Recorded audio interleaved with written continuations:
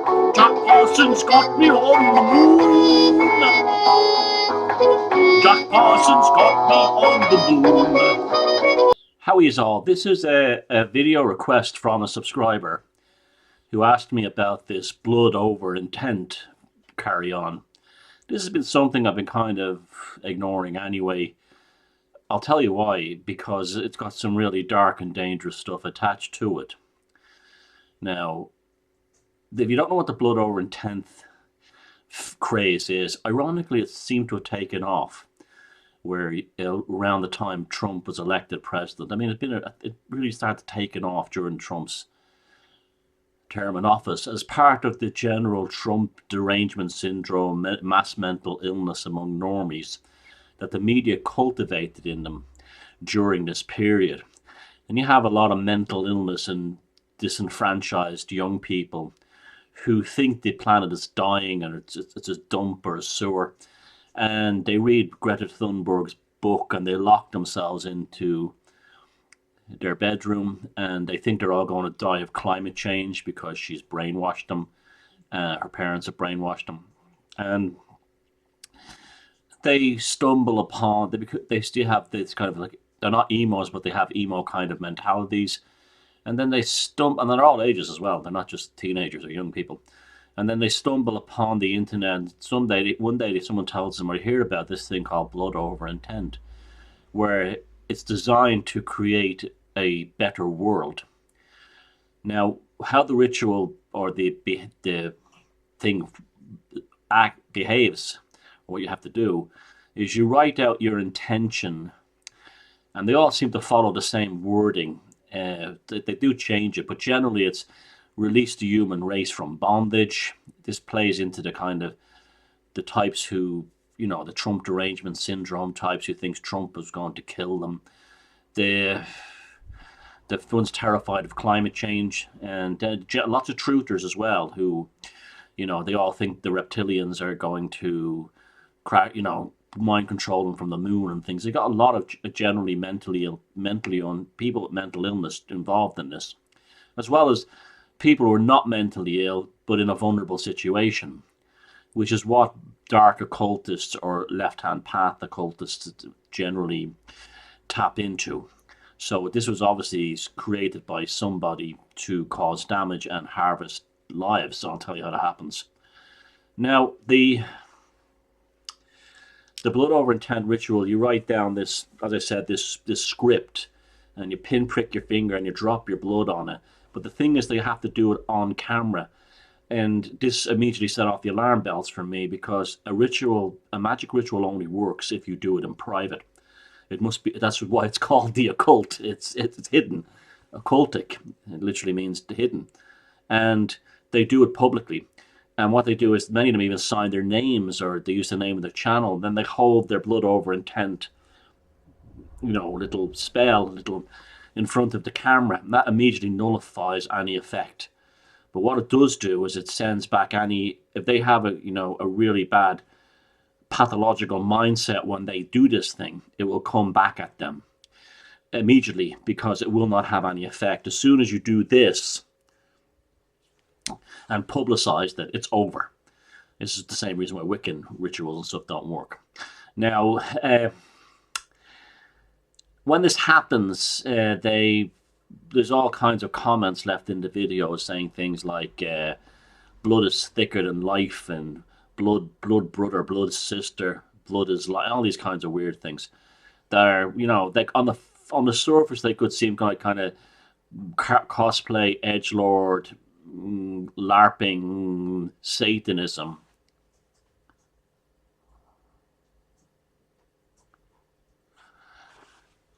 By people who are trying to look hard.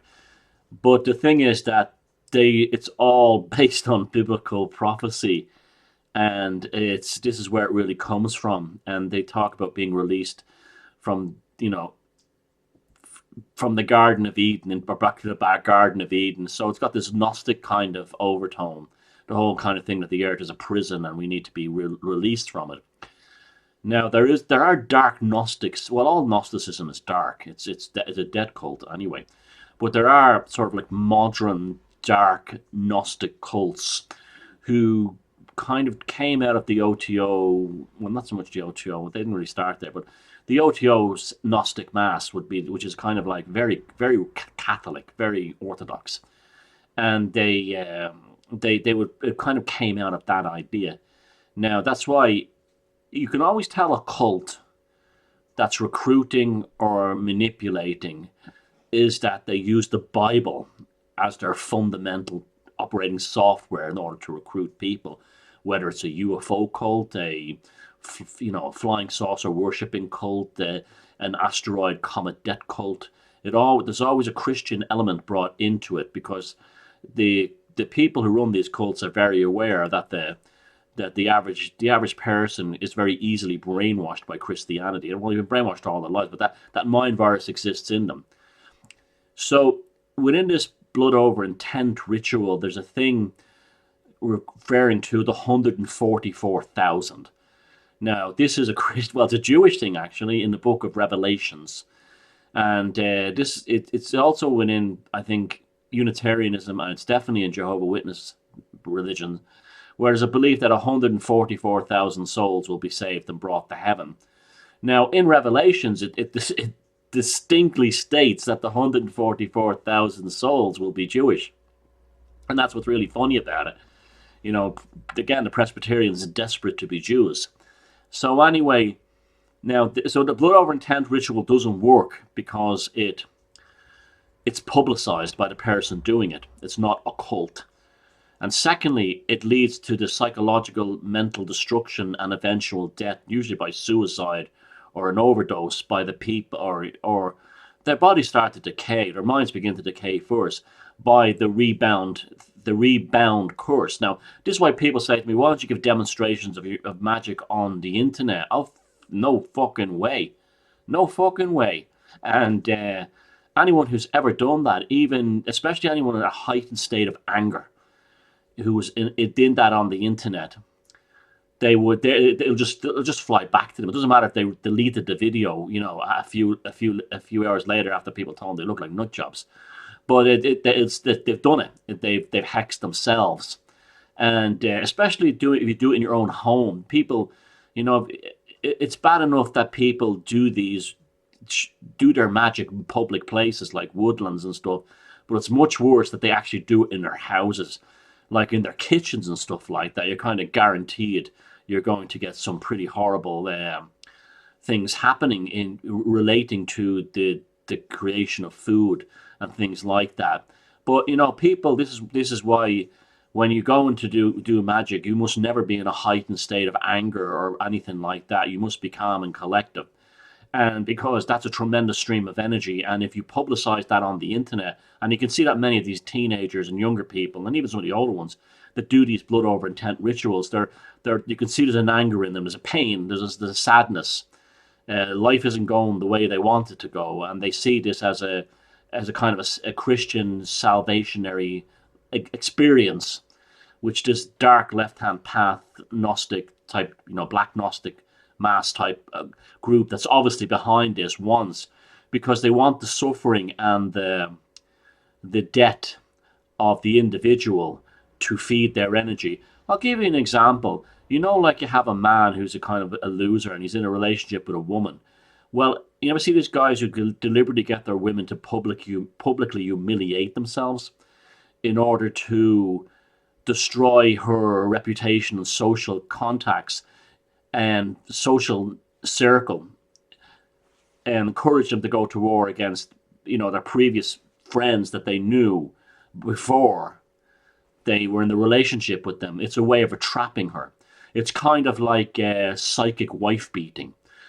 So that's the same thing, they're getting this group is getting these young people to destroy themselves in order to feed their life energy and eventual deaths into this left-hand path black Gnostic occultist group that are probably behind this and very carefully planned it. And the whole 144,000 thing, it gives them a sense of exclusivity, that they're part of some kind of elite, which disenfranchised people badly need. These are the ones who join cults. And so it's a it's a dreadful situation. The whole thing. It has to be, considering the the actual self-annihilating mechanics of the process, doing it in public and putting it on the internet. And so that's why, I'm always saying to you, your magic must be private. Your occultism isn't private. The bad news is once you've done this, you cannot offset it. I'll tell you why. You can always tell immediately, like if you hex somebody and did it publicly, well, their lives don't get any worse. They actually get better, and your life gets worse. You find that happens, and your satisfaction of existence starts to dissipate. You're not feeling the same kind of joy of existence, la dolce vita that you think you were going to feel, and you actually find everything, your choices and what you've done in life becomes very unfulfilling and an enormous burden, like the Ten of Wands card. That's you can offset that by getting out of that situation and trying something new, but that hex will forever follow you, in some way or another, because it just means a struggle, and a very terminal struggle at that. And the ones doing the blood over intent ritual, because we don't actually know who's behind this, what entity, group, or individual came up with this idea to harvest souls. Basically, that's what it's doing. They cannot make amends for it because they don't know who the recipient of their life energy was. I mean, this is like what I'm saying. You hear Christians going about magic, how dangerous it is. Magic is not dangerous because magic is dangerous. Magic is dangerous for the same reason that working in a factory, say with a steel cutting machine, requires that you learn the basic safety procedures, know where the stop switch is in an emergency, know how to pay attention when the pressing machine is cutting. Okay, it's the same thing. You must know what you're doing, how to do it, and how to stop it in an emergency, and who for. This kind of thing. And this blood over intent ritual is the exact antithesis of that. You're doing something you think is for yourself, that's not really for you. You're putting it out in public. That's self-annihilation anyway. There's no gnosis in it. There's no self-growth in it. And you're doing it from a state of desperation, or a state of anger, or a state of resentment and revenge. This is why all these Wiccans who go do no harm but are cursing all their ex-boyfriends and husbands, they all fall apart. It's the same thing that's happened to the ones involved in the Trump hexing, the binding thing. Again, it has to be deliberate, and they'll sit down and personally hurt you. And so this is the problem. The public part of it is the main problem. Never, ever, ever put any of your magic rituals of any kind on camera or performed and then put out on the internet. This is the danger, and this is why these dark occultists, the ones probably behind the Trump binding spell, probably behind the blood over intent ritual, have done this. And human blood, of course, it's extremely powerful and used in magic, and so is pain. Annihilation, gnosis, bringing yourself to the point of death, and so on. But you'll never hear me say things like, I might say I was doing a ritual this weekend. I won't tell you what it is or where it was done or what's about. I just won't. I'm not stupid. The Freemasons don't tell you. The real Satanists don't tell you. And the real Satanists in that sort of dark magical, probably the dark satanic sense, not like LaVey Satanists, but we'll just call them what you would call them Satanists. I would call them the black Gnostic groups, left-hand path Gnostic groups. Okay, they're all occult. You don't know who they are. So you're sacrificing your blood, your life energy, and your desires to something you don't know what it is. And then you're putting it on the internet, causing an instant blowback. And then this life energy will be extracted from you towards whatever black Gnostic group decided to run this blood over intent ritual and to use you as a human sacrifice for their own agenda. So if you get a lot of these sort of like cosplay Satanists,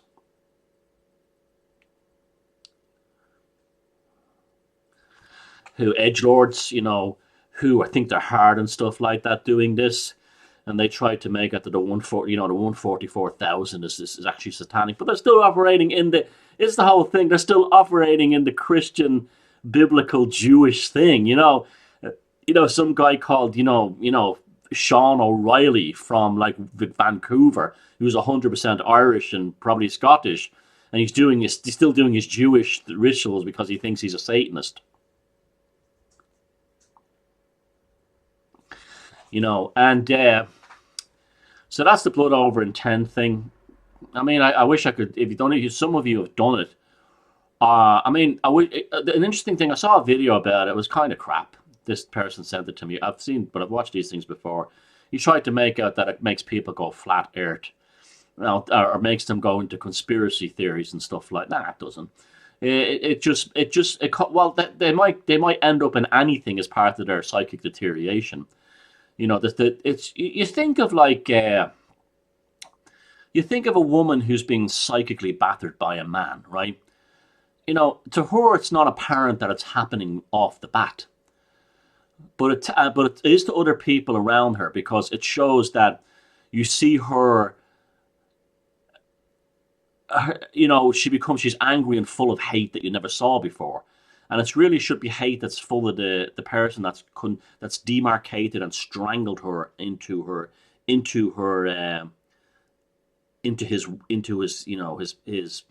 loser little circle, and it becomes apparent to people that the behavior is not normal. Before they're a completely different person after they met this loser than before they met them. But the person involved in that generally never is not like that, or they don't being aware. It's the same in a blood over intent thing. You're sort of like, you're in a pathological abusive relationship with a black Gnostic group who has damaged you, but you think you're free somehow because you've cursed or you've hexed or you've bound or you did a blood over intent thing. But people around you will start to notice changes in you. You're confused a lot. You're filled with visceral anger. The exact opposite of this thing calming you down happens. I can always tell a failed occultist because they're obsessed with things like they're generally angry and full of revenge. They're obsessed with revenge. When you have no magic, you have revenge. You have vindictive. You must have get back. But what I've been telling you from day one, that the purpose of magic is to what? Develop yourself and your personal state. So you don't have to involve yourself, and it's a Zen kind of thing. That the irony is that the perfect magician is the one who doesn't have to do operations anymore, because they have attained a kind of magical samadhi inside themselves, and they've attained the bliss that Joseph Campbell talks about. They don't need to hex everybody. They're there. They're in a magical state, as opposed to somebody who's trying to be an occultist.